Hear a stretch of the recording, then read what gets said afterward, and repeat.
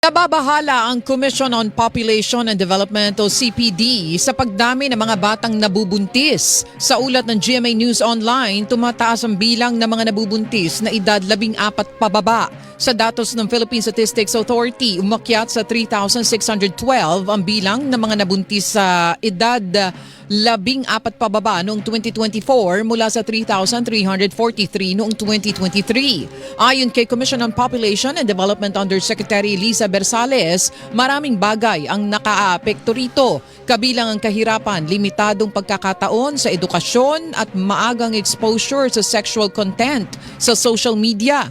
Anya, epektibo naman ang mga programa ng pamahalaan para maibsan ang teenage pregnancies gaya ng information campaign, pero kailangan itong repasuhin para maiayon sa mga mas bata gaya ng pagsentro ng mga usapan sa mga pangarap sa buhay sa halip na mga babala hinggil sa pakikipagtalik.